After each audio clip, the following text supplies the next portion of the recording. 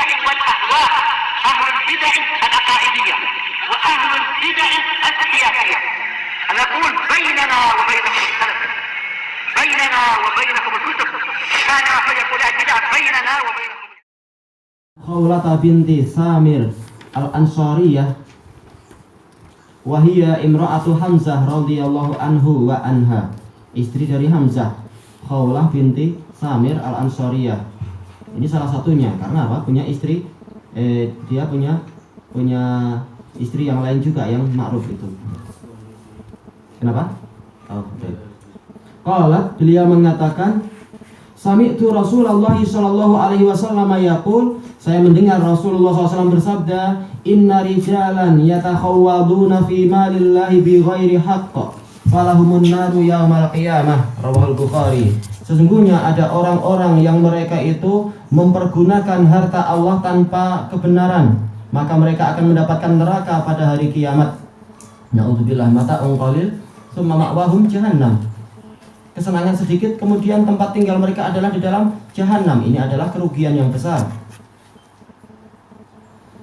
Yaitu apa? Di sini Rasulullah SAW menceritakan apa yang terjadi di umat-umat terdahulu dan umat yang akan datang. Umat terdahulu ma'ruf, seperti yang diriwayatkan oleh Imam Ahmad dari kisah siapa itu, Salman Al-Farisi. Tentang apa? Radhiyallahu anhu, tentang sebagian pendeta, dan itu banyak pendeta-pendeta yang mereka itu menyuruh para pengikutnya untuk berinfak di jalan Allah. Kemudian apa? Justru pendetanya itu yang memanfaatkan untuk kekayaan mereka sendiri. Sampai terbentuk apa? Tujuh tempayan besar, isinya adalah emas dan perak. Kalau sekarang nggak tahu di rekening di Swiss berapa. Kalau itu harta sendiri terserah. Kalau itu adalah dari harta Allah, yaitu harta umat, maka muskilah nanti di hari kiamat. Na'udzubillah. Dan inilah yang difirmankan oleh Allah Ta'ala, ya ayyuhalladzina amanu inna katsiran minal ahbari wa ruhbani la ya'kuluna amwalan nasi bil batil. Wahai orang-orang yang beriman, sesungguhnya banyak sekali dari para ulama dan pendeta-pendeta itu, yaitu dari ahlul kitab, mereka itu betul-betul memakan harta manusia dengan batil. Demikian pula Rasulullah SAW memperingatkan akan kejadian di masa-masa yang akan datang, ketika harta itu semakin dibukakan untuk umat ini. Banyak dari mereka yang tertipu dengan harta tadi, dan bahkan bukan hanya harta mereka tidak puas dengan itu, bahkan mengambil harta yang lain, harta wakaf. Berapa banyak kes ditanyakan ke ulama di dalam kitab-kitab tentang apa pemerintah yang merampas harta wakaf dengan alasan ini, alasan itu. Demikian pula orang kaya berusaha mengambil harta anak yatim, dan juga sebagian orang kaya berusaha mengambil harta para aramil, yaitu janda-janda yang lemah. Nah, mereka ini masuk di dalam apa yang disabdakan oleh Rasulullah SAW tadi. Seluruh harta yang dia itu diambil dengan cara yang haram, dipergunakan dengan cara yang haram, maka dia masuk di dalam masalah ini. Kenapa? Karena hukum asal semua harta adalah milik Allah. Dan secara khususnya yang dimaksudkan adalah apa? Harta wakaf, harta zakat, dan harta-harta yang dia itu diniatkan pemilik asalnya sebagai fisabilillah, atau didapatkan memang di jalan Allah, seperti masalah itu 1/5 dari ghanimah, karena itu adalah untuk Allah dan Rasulnya. Adapun yang lain-lain itu sudah ada pemiliknya sendiri-sendiri. Tayyib. Intinya adalah Kedzaliman dalam masalah harta. Makanya disebutkan di sini bi ghairi haq. Maka keluar darinya adalah para pengurus anak yatim yang mempergunakan dengan ma'ruf. Karena orang yang seperti ini akan dimaafkan oleh Allah Ta'ala. Demikian pula pengurus harta anak yatim yang dia berusaha mengembangkan dan menumbuhkannya, maka dia mendapatkan bagian pahala, dan dia boleh mengambil upah dari pekerjaannya itu dengan cara yang ma'ruf. Maka orang semacam ini dia masuk di dalam istilah bihaq, mempergunakan harta orang lain dengan cara yang benar.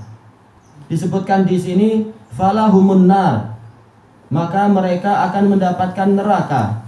Aslinya adalah alaihim, pola ancaman. Tetapi kenapa sekarang memakai lam, yaitu lamul istihqaq, menunjukkan itu adalah hak mereka. Allah Ta'ala telah berfirman, innalladzina ya'kuluna amwalal yatama zulman innama ya'kuluna fi butunihim nara wa sayaslawna sa'ira. Sesungguhnya orang-orang yang memakan harta anak yatim, yaitu dengan cara yang batil, maka tidaklah mereka itu kecuali memasukkan api neraka ke dalam perut mereka, dan mereka akan masuk ke dalam neraka yang menyala-nyala. Maka istilahnya adalah lamnya adalah lamul istihqaq. menunjukkan betul-betul mereka berhak mendapatkan api neraka itu. Sebagaimana dalam hadis yang diriwayatkan oleh Imam Muslim dari Abi Dzar dan juga dari Abi Hurairah radhiyallahu anhu tentang apa itu? Tentang emas dan perak yang tidak ditunaikan haknya, tidak ditunaikan zakatnya, maka dia akan dirubah menjadi lempengan-lempengan yang dibakar di dalam api neraka. Kemudian lempengan itu akan dipanaskan, akan disetrikakan di dahi-dahi orang yang tidak mau zakat tadi, dan juga di dada mereka dan di belakang mereka dan pinggang-pinggang mereka itu. Lafaz dada nggak ada ya, tapi lafaz dada itu datang dari Abi Dzar yang diriwayatkan oleh Ashabus Sunan. Baik, dipanaskan dalam waktu yang berapa? Yaitu seharinya adalah 1000 tahun. Kalau di Sahih Muslim adalah apa? 50.000 tahun, dan itu benar. Kulama barudat uidat. Kalau dia sudah sejuk, nggak tahu dipanaskan selama itu gimana sejuknya itu, entah berapa lama sejuknya, maka diulang lagi, dipanaskan lagi untuk disiksakan kepada orang itu sampai selesai seluruh perkara di padang mahsyar. Baru orang ini akan dilihat apakah dia layak masuk surga atau masih harus masuk neraka. Itu masih baru di padang mahsyar, seharinya 50.000 tahun, entah berapa hari dia nanti di padang mahsyarnya itu. Ini adalah orang-orang yang mempergunakan harta Allah tanpa alasan yang benar, mempermainkan harta Allah bukan dengan cara yang benar, maka mereka berhak mendapatkan api neraka di hari kiamat. Tayyib, ilahuna wallahu a'lam.